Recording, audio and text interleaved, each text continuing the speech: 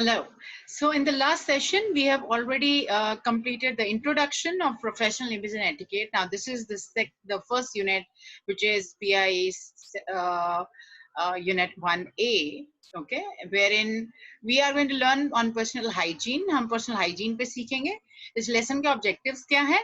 To understand the importance of personal hygiene for a healthy lifestyle. मतलब आप ये सीख पाएंगे कि healthy lifestyle के लिए personal hygiene कितना important है.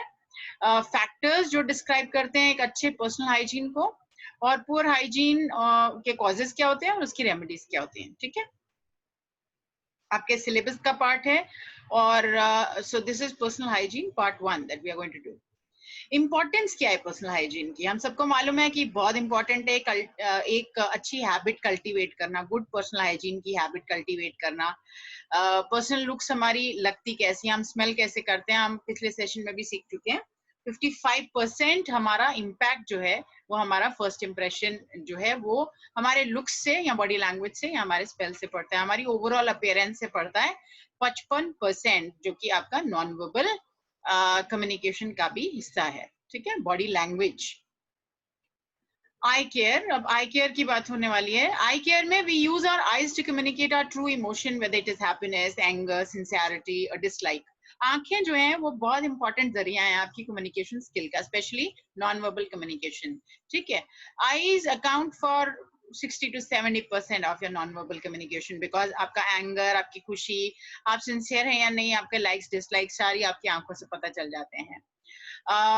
और बहुत इंपॉर्टेंट हिस्सा है आपके चेहरे का, आपके फेस का. So obviously they are very very important. उनको उनका हाइजीन या बेसिक हाइजीन या केयर कैसे होनी चाहिए. Skin around the eye area is very thin and prone to wrinkles and eye bags and dark circles. So जो skin होती है आईज के आसपास, इट इज वेरी थिन, बहुत थिन स्किन होती है. इसी वजह से उसमें रिंकल्स बहुत जल्दी आते हैं. जो आई बैग्स हैं, आंखें जो है नीचे से सूज जाना, वो चीजें होती हैं. डार्क सर्कल्स होते हैं अगर आप सो नहीं रहे हैं तो आप छोटा सा एग्जांपल लीजिए. अगर आपका इंटरव्यू, आपको मालूम है कि से फॉर एग्जांपल नेक्स्ट मंथ के 10th को आपका इंटरव्यू है एक, और फेस टू फेस इंटरव्यू होने वाला है, तो आपकी कोशिश रहनी चाहिए कि आप उससे पहले हेल्दी डाइट लें, आप पूरा सोएं, आप मेंटली और फिजिकली फिट रहने की कोशिश करें, बिकॉज वो चीजें आपकी फिजिकल फिटनेस पे और आपके ओवरऑल एक इम्प्रेशन, फर्स्ट इम्प्रेशन पे बहुत ज्यादा और बहुत गहरा इम्पैक्ट डालेंगी. What stresses our eyes? What stresses our eyes now? Actions कैसे कैसे होते हैं. हम स्माइल करते हैं, फ्राउन करते हैं, ब्लिंक करते हैं, हम दूर के ऑब्जेक्ट्स देखने की कोशिश करते हैं. वो सबसे जो है स्ट्रेन पड़ता है आईज पे. ठीक है, अगर आप फ्राउन करेंगे तो भी आपके आई के मसल्स इन्वॉल्व होते हैं, स्माइल करते हैं तो भी आई के मसल्स इन्वॉल्व होते हैं. इनफैक्ट पूरे चेहरे के मसल्स आपके इन्वॉल्व होते हैं जब आप कोई सा भी एक एक्सप्रेशन फेस पे लेके आने की कोशिश करते हैं, राइट. और जब आप डिस्टेंस चीजों को देखने की कोशिश कर रहे हैं तब भी आईज पे स्ट्रेन पड़ रहा है. लाइफस्टाइल बहुत इंपॉर्टेंट होता है इसमें.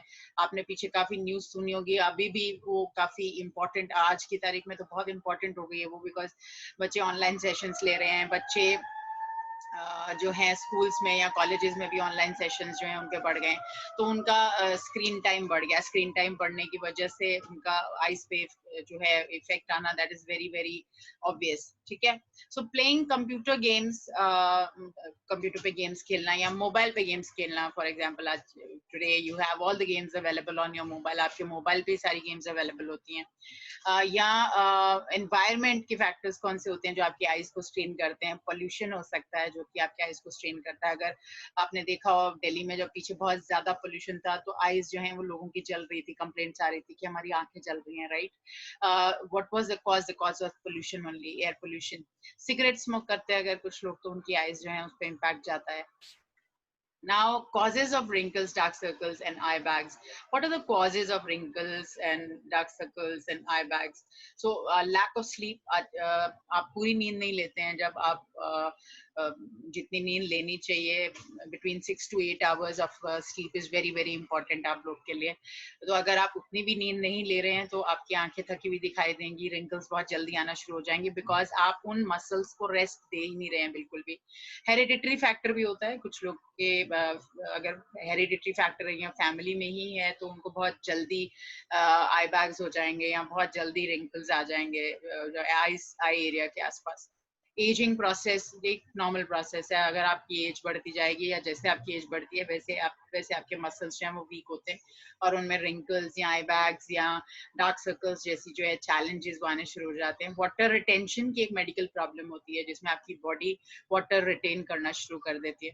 So that problem if somebody has, तो आई बैग्स हो जाते हैं लोगों को। Excessive rubbing of the eyes, बहुत ज्यादा आंखें मलना, ठीक है। तो अगर आप बहुत ज्यादा आंखें मलते हैं या आप बिल्कुल भी केयर नहीं करते, केमिस्ट पे जनरली आई ड्रॉप्स अवेलेबल होते हैं जो लोग बिल्कुल जो आंखों को केवल क्लीन करने के लिए होते हैं, तो कुछ लोग वो ड्रॉप्स का इस्तेमाल करते हैं अगर वो ऐसे वातावरण में काम करते हैं जहाँ बहुत ज्यादा एयर पोल्यूशन है, अपना आंखों का ध्यान रखने के लिए, ठीक है। सो आंखें बहुत ज्यादा मलना जो है वो भी आंखों पे इम्पैक्ट डालता है या उसके आसपास की स्किन पे इम्पैक्ट डालता है। अब ये तो थे कॉजेस, ठीक है। अब हम वेज टू रिड्यूस पे जा रहे हैं। अब उसको रिडक्शन जो है वो सीधी सी बात है, इसका ऑपोजिट आप करेंगे तो आप केयर कर पाएंगे। ऑपोजिट क्या है? एक अच्छी नींद लेना, बहुत ज्यादा सॉल्टी फूड अवॉइड करना, बहुत ज्यादा नमक हमें खाने में नहीं खाना चाहिए। एल्कोहल कुछ लोग बहुत ज्यादा पीते हैं, जो है कंज्यूम करते हैं बहुत ज्यादा। कुछ लोग कैफीन, टी कॉफी बहुत ज्यादा कंज्यूम करते हैं या कैफिनेटेड ड्रिंक्स बहुत ज्यादा लेते हैं, ठीक है। तो वो चीजें अवॉइड करनी चाहिए। Invest in an eye gel and concealer to cover dark circles. Eye gels market में अवेलेबल है या बहुत कुछ नहीं तो आप एलोवेरा जेली, आपके घर में एलोवेरा के प्लांट्स होते हैं वो आप यूज कर सकते हैं। कंसीलर्स जो है जनरली फीमेल्स अप्लाई करती हैं जब वो मेकअप करती हैं, you know, to conceal the dark circles. लेकिन वो बड़ा टेम्पररी एक जो है सोल्यूशन है। Makeup is a very temporary solution. I very truly believe अगर आप मेंटली फिट हैं, अगर आप हैप्पी हैं, इंटरनली हैप्पी हैं, इंटरनली स्ट्रेस फ्री हैं, आप एक पॉजिटिव एटीट्यूड वाले व्यक्ति हैं, तो आपकी आईज या आपका एक कंप्लीट जो बॉडी लैंग्वेज है वो भी पॉजिटिव होता है। उसके अलावा आपकी बॉडी खुद को हील करना शुरू कर देती है। आपकी बॉडी को मालूम होता है उसको हील कैसे करना है, खुद को उसको खुद के ठीक कैसे करना है, ठीक है। सो वो ऑटोमेटिकली चेहरे पे दिखाई देने लगता है। अगर आप स्ट्रेस फ्री हैं, अगर आप इंटरनली हैप्पी हैं, it will be visible on your face, on your skin, on your eyes। तो आपको ये सब मेकअप की आवश्यकता नहीं पड़ेगी बिल्कुल भी। या टेम्पररी सॉल्यूशंस जो हैं उनकी जरूरत नहीं पड़ेगी। मैंने आपको बोला आप एक अच्छे आई जेल को ही इस्तेमाल करना चाहते हैं तो पैसा खर्चने के बजाय आप एलोवेरा जेल लगा सकते हैं। आप यू नो बादाम का तेल होता है वो लगा सकते हैं आईज के आसपास, so that they are the skin is taken care of। take frequent eye breaks by looking away from the computer screen। अगर आपका काम ऐसा है कि आपको बहुत ज्यादा कंप्यूटर के सामने बैठना पड़ता है तो कोशिश करिए कि आप बीच बीच में ब्रेक लेते रहें। आप 10 मिनट, आधे घंटे का एक, जैसे मैं कर रही हूँ, मैं आधे घंटे का एक सेशन रिकॉर्ड करके या 15 मिनट का एक सेशन रिकॉर्ड करके मैं ब्रेक ले लेती हूँ। फिर मुझे कुछ पीपीटी बनाना है, so I come back to my computer again. Okay, so आपको बार बार अपनी आईज को थोड़ा सा आराम देना पड़ता है, ठीक है। Good night sleep is very important, हम डिस्कस कर चुके हैं। Now I am going to do the next slide, that is mouth care. Eye care के बाद माउथ केयर पे आ रहे हैं हम। So mouth care why is it important? Because आप स्माइल करेंगे, आप बात करेंगे किसी के पास खड़े होके। माउथ केयर जो है वो बहुत इंपॉर्टेंट है, आप सबको मालूम है। माउथ कैविटी जो है, माउथ केयर में आ क्या जाता है? माउथ केयर में आपके लिप्स आ जाते हैं, आपके टीथ आ जाते हैं, आपकी टंग आ जाती है, आपका जॉ आ जाता है, थ्रोट आ जाता है। और ये सारा एरिया ऐसा होता है बिकॉज आप खाने में आप खाना खाते हैं अपने माउथ से, राइट। तो आपने मुंह से खाना खाते हैं तो ये एरिया पूरा प्रोन होता है टू बैक्टीरिया। अभी आजकल भी आप लोग को सुनने में आ रहा होगा कि आप लोग को गर्म पानी पीना चाहिए या आप लोग को गागल्स करने चाहिए, सो दैट आप बाहर भी होके आए हैं, सो भी बैक्टीरिया है तो it goes inside the stomach, it does not go inside your lungs. Okay, तो poor oral hygiene results in bad breath, infected gums and और टीथ। अगर आप ओरल हाइजीन नहीं रखते, अगर आपको एक जनरल हैबिट नहीं है सुबह शाम को ब्रश करने की, या मॉर्निंग में उठ के और रात में सोने से पहले एक बार ब्रश करने की, या बीच बीच में जो हिंदी में जिसको कुल्ला करना बोलते हैं, आपने खाना खाया और आपने कुल्ला किया, मतलब आपने मुंह में पानी भरा और उसको जो है चर्न आउट करके फेंक दिया। सो ये कुछ चीजें हैं जो आपके ओरल हाइजीन के लिए बहुत इंपॉर्टेंट होती हैं, जिसमें आपके गम्स आ जाते हैं, आपके टीथ आ जाते हैं, और अगर आप इन बातों का ध्यान नहीं रखते तो they get infected. Okay, and What do we do with our mouth? हम करते क्या क्या हैं अपने मुंह? हम स्माइल करते हैं, हम कम्युनिकेट करते हैं, हम बात करते हैं, हम खाते हैं, हम पानी पीते हैं, या हम कैफिनेटेड ड्रिंक्स पीते हैं, हम चाय कॉफी पीते हैं, जो लोग अल्कोहल पीते हैं वो पीते हैं। ब्रीदिंग, हम सांस भी कई बार लोग मुंह से सांस भी लेते हैं, ठीक है। Whistling and kissing, now these are the things that we do with our mouth. Now causes of bad breath. So what are the causes of bad breath? Cause क्या है bad breath के? जो है बैक्टीरिया कमलेट हो जाना, whitish coating जो है आपके मुंह में होती है, the back portion of the tongue, आपके टंग के बैक पोर्शन पे, इसीलिए टंग क्लीनर्स अवेलेबल होते हैं मार्केट में। आप ना ही केवल ब्रश करते हैं, आप टंग क्लीन भी करते हैं अपनी, राइट, ताकि बैक्टीरिया कमलेट अगर है तो वो निकल जाए। फूड फॉर एग्जाम्पल, आप अगर बहुत ज्यादा ऐसा खाना खाते हैं जिसमें बहुत ज्यादा गार्लिक अनियंस इन्वॉल्व हैं, उनका बहुत पंजेंट स्मेल होता है, बहुत स्ट्रॉन्ग स्मेल होता है, तो वो खाना भी जो है वो मुंह से स्मेल जो है उसका कारण बनता है। स्मोक करते हैं कुछ लोग बहुत ज्यादा, तो smoking is again an activity which is not good for your mouth care. काफी लोग आप देखेंगे बहुत ज्यादा स्मोक करते हैं, उनके लिप्स जो हैं वो बिल्कुल काले हो जाते हैं, और कई बार जो लोग गुटखा या पान तंबाकू खाते हैं उनके दांत जो हैं उस पे स्टेन्स आ जाते हैं दांतों पे। तो mouth dryness due to illness, mouth जो है वो सूखा, मुंह सूखा रहता है बिकॉज उसमें बैक्टीरियाज हैं और उसकी ओरल हाइजीन प्रॉपर नहीं है, तो it is always dry. Existing gum disease और टूथ डिके, अगर आपको पहले से ही कोई गम डिजीज है, कोई आपके गम में कोई प्रॉब्लम है, या हेरिडिटरी प्रॉब्लम हो सकती है, या आपके दांत खराब हो रहे हैं, तो आपको और ज्यादा ध्यान रखने की जरूरत है।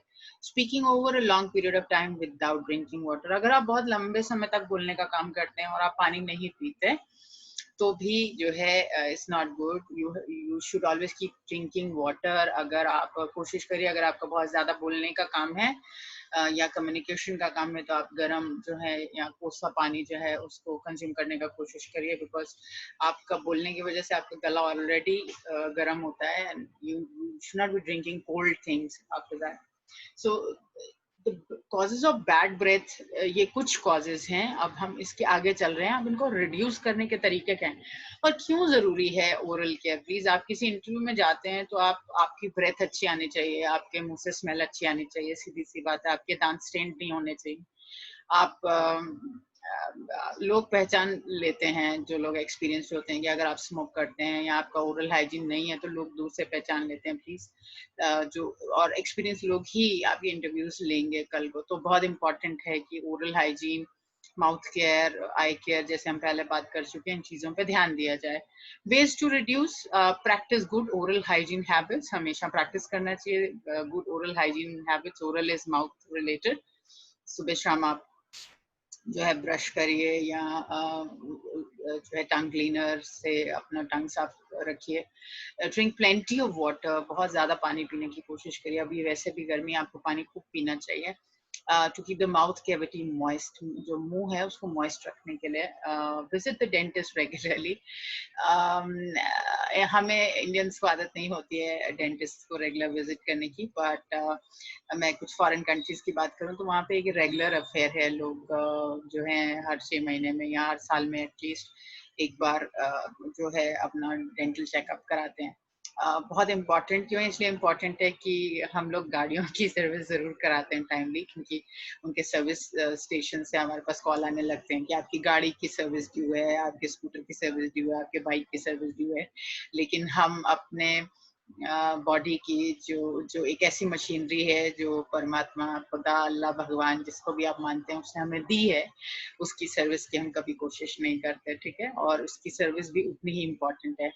अब मैं नहीं बोलूंगी कि आप डेंटिस्ट पे जाइए, अगर आपको नहीं लगता प्लीज मत जाइए, अगर आपको डॉक्टर के पास नहीं लगता प्लीज मत जाइए, लेकिन आप एटलीस्ट हेल्दी हैबिट्स जो हैं उनको इनकॉर्पोरेट कर सकते हैं। आप पानी खूब पी सकते हैं, आप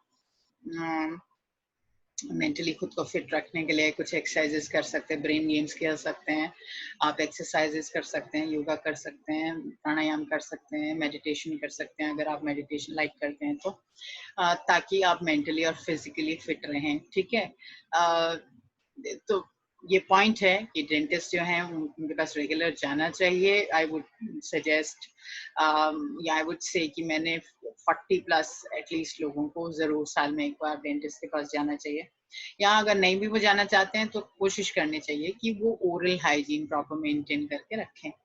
avoid eating foods like garlic and onions before speech और मीटिंग। कोशिश करिए कि आप गार्लिक अनियन नहीं खाएं अगर आप का स्पीच का काम है, ठीक है। अगर हम थोड़ी अपने बैकग्राउंड में चले जाएं तो हमारे जो पूर्वज थे, आपके दादा या परदादा या आपके जो ग्रेट ग्रैंडफादर्स या ग्रैंडफादर्स हैं, उनमें आदत थी हमेशा दातुन करने की, ठीक है। अब ये चीजें जो हैं ये लोग फॉरेन कंट्रीज में इनकॉर्पोरेट कर रहे हैं, यूज कर रहे हैं इन चीजों को। वाई? बिकॉज एक दांतों की एक्सरसाइज भी हो जाती है और दांत क्लीन भी हो जाते हैं। तो वो कोई भी पुराने जमाने में कोई भी जो है नीम का डंडी तोड़ते थे और वो चबाना शुरू कर देते थे। चबाने का मतलब होता था कि नहीं केवल नीम उसको मुंह को पूरे को डिसइंफेक्ट कर देता था, लेकिन उसके अलावा जो है वो एक एक्सरसाइज का भी काम करता था आपके माउथ और गम्स के लिए। तो उनके दांत जो हैं वो जीते भी लंबा थे, 100 साल के जीते थे या 90 साल के जीते थे वो लोग, और उनके दांत भी इंटैक्ट होते थे, मतलब बिल्कुल भी प्रॉब्लम नहीं होती थी उन लोगों को, बिकॉज ये छोटी छोटी बातों का वो लोग ध्यान रखते थे। क्या वो डेंटिस्ट के पास जाते थे रेगुलरली? नहीं जाते थे, पर वो हेल्दी रखते थे खुद को। उनके नियम होते थे लाइफ में, डिसिप्लिन फॉलो करते थे वो लोग, और रेगुलर करते थे जो चीजें करते थे प्रैक्टिस में लाके, ठीक है। तो stay away from smoking. Smoking जो है उससे भी हमें दूर रहना चाहिए। आज की तारीख में मैं बोलूंगी गांव में काफी लोग हैं हमारे अभी भी जो दातुन करते हैं और रेगुलर करते हैं, ठीक है। सो माउथ केयर काफी एक इम्पॉर्टेंट एस्पेक्ट है, बिकॉज आप इंटरव्यूज अपेयर करेंगे, और आई केयर पे हम ऑलरेडी बात कर चुके हैं, ठीक है। causes of tooth decay and gum disease, poor oral hygiene हम बात कर चुके हैं। बैक्टीरिया इकट्ठा हो जाता है मुंह में, और आपके जो बैक्टीरिया जो मुंह में इकट्ठे होते हैं उसकी वजह से प्लाक हो जाती है, एसिड फॉर्म होता है और दांत खराब होने शुरू हो जाते हैं। तो वेज टू रिड्यूस जो है इसको रिड्यूस करने का तरीका क्या है कि stimulate flow saliva by chewing on a sugar free gum, mint और jujube. Saliva is a body's natural. अगर आपको च्युइंगम नहीं भी चबानी है तो आप इलायची मुंह में डाल के चबा सकते हैं, ठीक है। आप 2-3 इलायची मुंह में रख के चबा सकते हैं, आप लौंग मुंह में रख के चबा सकते हैं अगर च्युइंगम नहीं तो, बिकॉज ये एक इंटरनेशनल करिकुलम है जो आप स्क्रीन पे देख रहे हैं। तो च्युइंगम एक जनरल सब लोग को मालूम है कि ठीक है, च्युइंगम चबाने से मुंह जो है उसमें सलाइवा और जो बैक्टीरिया किल करने के जिसमें शक्ति होती है सलाइवा में, हमारे थूक में, तो वो चीज जो है बनती रहती है मुंह में, मुंह ड्राई नहीं होता है अगर हम च्युइंगम चबाते हैं तो। आप च्युइंगम नहीं चबाना चाहते, आप जो है छोटी इलायची या लौंग जो भी आपको ठीक लगता है आप मुंह में डाल के उसको चबा सकते हैं। Brush and floss teeth twice daily and after each meal. आपको, मैं ईच मील के बाद तो नहीं, बट एटलीस्ट सुबह उठने के बाद और रात को सोने से पहले आपको ब्रश जरूर करना चाहिए, या ओरल हाइजीन जरूर प्रैक्टिस करनी चाहिए। हाँ, खाना खाने के बाद आप कुल्ला कर सकते हैं, या आप पानी मुंह में लेके चर्न आउट करके फेंक सकते हैं। Use firm but gentle brush strokes to avoid unnecessary gum bleeding. बहुत ज्यादा दांतों के साथ मशक्कत नहीं करनी चाहिए, मतलब बहुत तेज या बहुत हार्ड ब्रश यूज नहीं करना चाहिए। Mouth care ways to reduce, अब जो 2 पॉइंट हो चुके हैं, तीसरा पॉइंट है brush the tongue focusing on the posterior area. मतलब पीछे का जो जबान का हिस्सा होता है उस पे आपको फोकस करके उसको भी क्लीन करना चाहिए। Use N antiseptic mouth rinse. Market में काफी रिंस अवेलेबल है, माउथ में डाल के आप उसको जो है थ्रू आउट कर सकते हैं। For keeping an oral hygiene, visit the dentist once or twice yearly. आपको लगता है कि आपको डेंटिस्ट के पास जाना है, प्लीज साल में 1 या 2 बार आप जा सकते हैं। Now, the third topic that we're touching on is body care, okay? Body odor makes people stay away from you. Now, if you have a bad body odor, मतलब body का smell अजीब सा है, तो लोग हमेशा अलग दूर रहते हैं। आप देखेंगे कि deodorants मार्केट में, fragrance industry जो आपकी scents हैं, ठीक है, ये सब चीजें जो हैं they are available in the market. Why are they available? Because they are a good first impression tool. First impression का एक क्रिएट करने का एक बहुत इंपॉर्टेंट जरिया है। Clean body makes a person feel fresher and alert. तो clean body होती है तो लोग फ्रेश फील करते हैं, लोग अलर्ट फील करते हैं। फूड वी ईट, कुछ लोग रेड मीट खाते हैं या बहुत ज़्यादा नॉन वेज खाते हैं, तो अलग अलग तरीके का तो बॉडी ओडर वैसा हो जाता है। Concentration of bacteria specially on the scalp, armpits, feet and genital areas, मतलब आपके जो एरियाज होते हैं, सिर का हो गया, आपके आर्मपिट हो गए, फीट हो गए, ये सबको मालूम है इन एरियाज में से बॉडी ओडर ज्यादा आता है हमारे। Ways to reduce, avoid synthetic fabrics, choose cotton, cotton के कपड़े पहनने चाहिए हमें। हमें टाइट फिटिंग क्लोथ्स जो हैं वो नहीं पहनने चाहिए, अवॉइड करने चाहिए, स्पेशली समर्स में। बॉडी रेगुलरली क्लीन करनी चाहिए, मेडिकेटेड क्लेंजर्स का इस्तेमाल करना चाहिए। Use product designated to minimize body odors, antiperspirants हैं, deodorants हैं, medicated powders हैं, इन चीजों का इस्तेमाल जो है वो हमें करना चाहिए। Now we are moving on to personal hygiene part 2, okay, which includes hand care. Why? Because handshake अभी तो नहीं, अभी कोरोना है तो हम लोग नमस्ते या दूर से ही लोगों को जो है वो ग्रीट कर रहे हैं। What do we do with our hands? हम लोग लिखते हैं, यूटेंसिल्स यूज करते हैं, हैंडशेक करते हैं, काम करते हैं, पूरा पूरा जो क्लैप करते हैं, कम्युनिकेट करते हैं साइन लैंग्वेज में, वर्बल कम्युनिकेशन में जेस्चर्स के इस्तेमाल करते हैं हाथों के साथ, ठीक है। हैंड केयर में बिजनेस एनकाउंटर्स होते हैं, आप बिजनेस में किसी को मिलने जा रहे हैं, सोशल एनकाउंटर्स हैं आपके, तो आपके हाथ अगर बहुत ज्यादा रफ हैं, ड्राई हैं, या आपके हाथ जो है स्किन पील हो रही है, तो बहुत डिफिकल्ट हो जाता है, या बड़ा एक एम्बैरेसिंग सा सिचुएशन हो जाता है काफी बार, ठीक है। सो hand care is a very very important aspect of personal hygiene. The skin on the back of the hands is very thin and prone to wrinkling. जो skin होती है हाथ के पीछे की, जो आपका हिस्सा होता है, you know, that is very very thin, वो बड़ा thin सा skin होता है, और it is prone to wrinkling. The palm has no sebaceous glands and can become rough and dry due to absence of natural lubrication. जो आपकी हथेली होती है उसमें सेबेस्टियस ग्लैंड्स नहीं होते, मतलब वो ग्लैंड्स जो ऑयल सिक्रीट करते हैं वो ग्लैंड्स नहीं होते, इस वजह से उनमें नेचुरल लुब्रिकेशन नहीं होती, वो ड्राई रहते हैं, रफ रहते हैं। हाँ, अगर आप बहुत ज्यादा, जैसे फूड प्रोडक्शन के हमारे बच्चे हैं, वो बहुत ज्यादा किचन में रहते हैं या हाथ धोने पड़ते हैं उनको बार बार, तो अगर ऐसा कुछ है तो भी चीजें बहुत डिफिकल्ट हो जाती हैं, बिकॉज बार बार हाथ धोने से हाथ जो है वो ड्राई हो जाते हैं। मैनुअल वर्क अगर बहुत ज्यादा है, जो लोग आप देखेंगे बहुत ज्यादा भार उठाने का काम करते हैं, 10-10 किलो की बोरियां उठाते हैं अनाज की, उनका काम है अनाज मंडी में अनाज उतारना या सब्जी मंडी में सब्जियों की बोरियां उतारना, ठीक है, तो उनके हाथ आप देखेंगे बहुत ज्यादा ड्राई हो जाते हैं, हार्ड हो जाते हैं, छिल जाते हैं हाथ उनके। लाइफस्टाइल अगर आपका ऐसा है तो आप रैकेट स्पोर्ट्स खेलते हैं, अगर आप लॉन टेनिस खेलते हैं स्पेशली, तो आप जो है वो रैकेट पकड़ने की वजह से आपके हाथ बहुत ज्यादा हार्ड हो जाएंगे उस एरिया से। एजिंग प्रोसेस भी एक इसका हिस्सा होता है। प्रोटेक्ट कैसे किया जा सकता है? आप क्रीम जो है वो लगा सकते हैं, नाइट क्रीम बिफोर बेड आप जो है उस पर यूज कर सकते हैं। Nail care, again finger nails, to nails आपके जो है टफ प्रोटीन से बने होते हैं, जिसको हम कैरेटिन बोलते हैं। कैरेटिन मार्केट में आजकल शैम्पूज की फॉर्म में भी है, कैरेटिन बालों के लिए भी एक अच्छा प्रोटीन होता है। They protect the ends of the fingers and toes, जो एंड होते हैं आपके फिंगर्स और टोज के, उसको प्रोटेक्ट करता है कैरेटिन। आपने देखा होगा आपके नेल्स जो हैं वो बहुत जल्दी टूटते नहीं हैं, जब तक कि बहुत जोर से ना आपका पैर कहीं लग जाए, आप देखेंगे तब आपका जो है नाखून टूटेगा, क्योंकि नेचर ने आपके नेल्स भी ऐसा बनाया है कि वो बहुत टफ प्रोटीन से बने हुए हैं, ताकि वो बहुत आसानी से टूटे नहीं, बिकॉज वो एक प्रोटेक्टिव लेयर है आपके स्किन के ऊपर। A healthy nail is pink in color, smooth, curved surface, and acts as a counter force when the fingers and toes touch an object. आपके जो nails होते हैं, जैसे मैंने बात की, अगर वो healthy हैं तो वो pink होंगे, वो cracked नहीं होंगे, smooth कर्व सरफेस होगा, और वो स्ट्रांग होंगे, वो आसानी से टूटेंगे नहीं।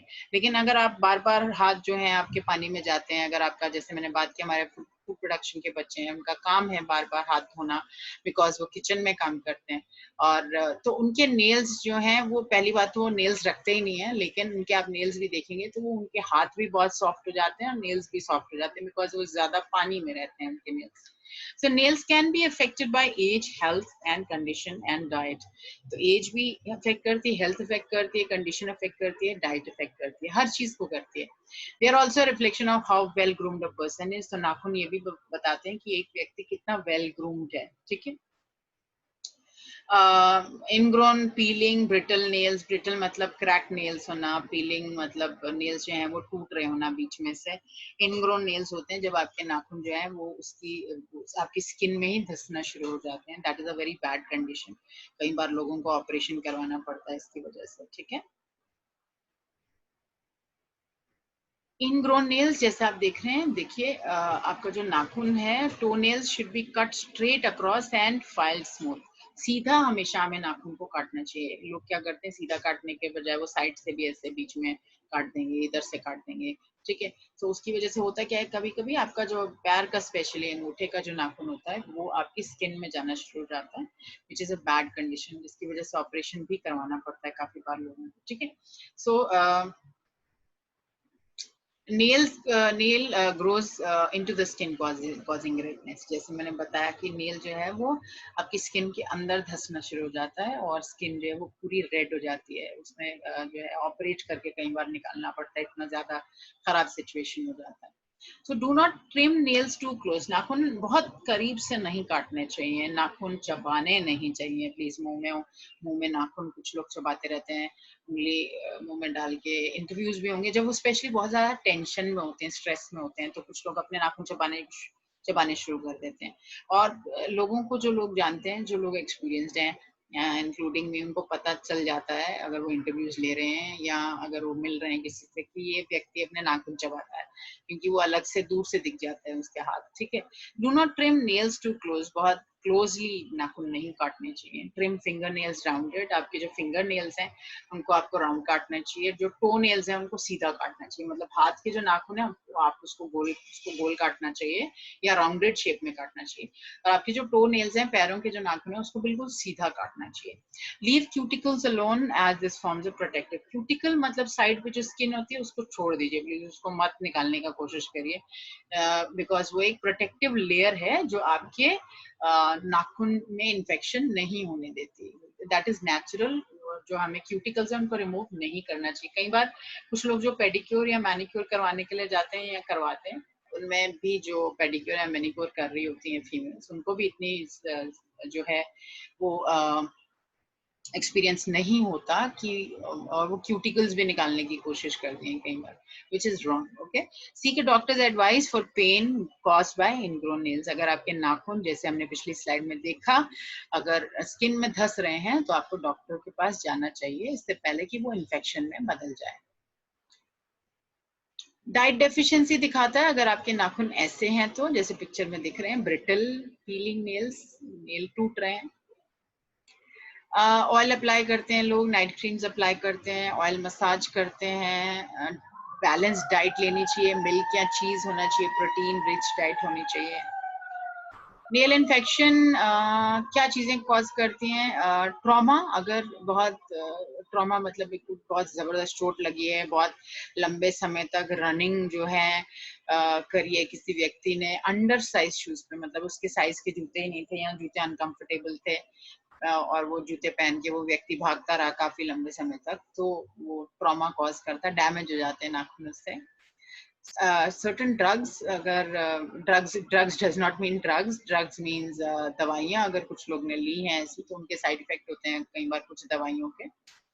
नेल्स में स्मेल बैड. नाखून कई लोग के बहुत स्मेल करते हैं बैड. ड्राई हो जाते हैं, थिक हो जाते हैं, टूट जाते हैं, और डिस्कम्फर्ट होता है चलने में. These are some other conditions. Okay, foot care. Now the feet absorb nearly 5 times the body weight. आपके जो पैर हैं वो आपका बॉडी वेट का करीबन 5 गुना जो वेट है वो संभाल के बैठे होते हैं. The feet are susceptible to foot odor, virus, fungal infection. इन सब चीजों का हमेशा लगा रहता है, काफी केसेस में तब जब लोग बिना जूते के चलने की कोशिश करते हैं। Good way to relax and release stress, और पैर जो है वो रिलैक्स करने का एक अच्छा तरीका है, स्ट्रेस रिलीज करने का अच्छा तरीका है। काफी बार अगर बहुत ज्यादा लोग लंबे समय तक चलते हैं तो वो पैर जो है गर्म पानी में दे देते हैं रिलैक्स फील करने के लिए। कंसिस्टेंटली अच्छा, अब आपको रिंग वर्म, वॉर्ड, एथलेट्स फूट ये होता क्यों है? ये बहुत ज्यादा पैर गीले रहने से होता है, बहुत लंबे समय तक जूते पहने रहने से, उतारना ही नहीं। मैंने बताया बिना जूते के चलने से गीले एरिया पे जहाँ पे इन्फेक्शन हो सकती है, या ऐसे वर्म्स या ऐसे बैक्टीरियाज हो सकते हैं उस मिट्टी में जहाँ पे आप बिना जूते के चलें। इन्फेक्टेड फुटवेयर एंड टॉवल्स, आपने किसी का जूता यूज किया या किसी का तौलिया यूज किया पैर पे, ये एक और कंडीशन है। नाखून के बीच की स्किन जो है वो पील होनी शुरू हो जाती है, इसको हम एथलीट्स फुट कहते हैं। रिंगवर्म, वॉट तो रिमूव करने पड़ते हैं ऑपरेट करवा के, बहुत पेनफुल होते हैं। अभी आपके कोर्स का हिस्सा है सारा, and will be coming in the exams, and that's why I am covering every part of it. Ways to protect feet, आप फुटवेयर पहनिए, चप्पल जूता कुछ भी पहन के रखिए प्लीज। टोज के बीच की जो आपके 2 उंगलियों के बीच की जो स्किन है, जैसे आपने ये देखी, ये क्लीन और ड्राई होनी चाहिए। सॉक्स जो है वो डेली बदलनी चाहिए हमें, कॉटन सॉक्स पहननी चाहिए। वेल वेंटिलेटेड शूज, मतलब एयरी शूज होने चाहिए, बहुत ज्यादा टाइट शूज नहीं होने चाहिए, वेल फिट शूज होने चाहिए, और कॉटन की सॉक्स होने चाहिए ताकि आप breathable socks. Medicated foot powder का इस्तेमाल कर सकते हैं आप, एंटीपर्स्पिरेंट्स का इस्तेमाल कर सकते हैं। टो नेल्स जो है वो ट्रिम्ड होने चाहिए, हमने बोला सीधे काटने चाहिए बिल्कुल नाखून। Wear sandals in locker rooms and in public showers. आप जब भी लॉकर रूम में गए हैं, कोई आप जो रिटेल के स्टोर्स में बच्चे काम करते हैं उनके लॉकर रूम्स हैं, इवन होटल्स में कई बार आपके लॉकर रूम्स होते हैं जहाँ पे आप अपने कपड़े रखते हैं और आप वहाँ से यूनिफॉर्म जो है अपनी उठाते हैं। पब्लिक शावर्स कुछ ऐसी प्लेसेस हैं जहाँ पे आपको हमेशा अपने जूते पहन के रखने चाहिए, आपको बिल्कुल भी बिना किसी फुटवेयर के नहीं चलना चाहिए ऐसे एरियाज में। Avoid sharing towels, shoes, socks, sandals, आप किसी के साथ अपने जूते शेयर नहीं करिए, कोशिश करिए please, and specially socks share मत करिए ना। This is the end of your the first unit on hygiene. हम introduction already देख चुके हैं. This is your unit 1A. So this completes the second unit. You can always go through the slides one by one. The PPTs have already been shared. Amit sir ने already PPTs share करी हुई हैं. Because explanation जो है वो demand की गई थी, इसलिए मैं ये explanation बना के YouTube पे डाल रही हूँ ताकि आप सबके लिए आसान हो जाए इसको सुन पाना अपने टाइम पे, ठीक है? Thank you so much. Take care of yourself, your family. Stay attitudinally positive and maintain a very, very healthy, positive mental and physical fitness. Thank you.